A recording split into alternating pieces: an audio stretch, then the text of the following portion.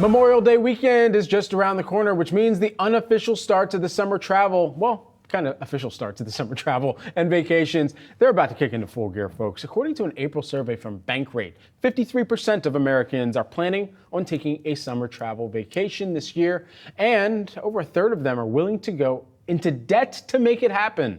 So with inflation still prevalent in consumers' minds, what are some ways for you to be financially prepared for traveling? For more, let's bring in Yahoo Finance contributor, Ross Mack. All right, Ross, we got to give some people the tools, the tips, the tricks in order to make sure that hopefully they don't have to go into debt in order to just get some R&R, some time away. Yeah, well, one, right, I never want people to go into debt. And obviously, full disclosure, I just came back from a vacation with the family. And no matter how prepared you are, there are always going to be unexpected expenses, right?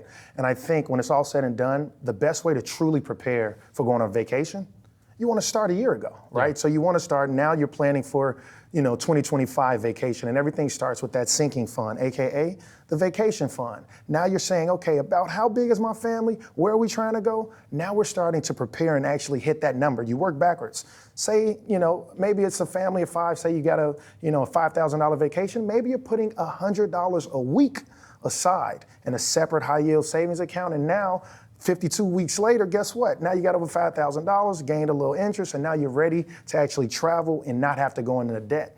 And another thing, right, one of the things I did literally was I tried to travel hack, right? I literally said, I'm not just gonna settle for the first price I see, right? I'm looking on, Google Flights, I'm looking on Skip Lagged, and one of the things I did was say, okay, I'm willing, like I'm coming from Chicago, so I'm willing to fly out of O'Hare and maybe fly back into Midway, right? And so those were some of the things I was willing to do. And I started out purely by doing one-way flights. All right, one way we're locked in. Maybe I'll check back a week later on Tuesday, which are supposed to be the cheapest days. Supposedly, right? Maybe I'll just buy that flight, in a week or so when I look and actually get an alert to see it's actually coming down.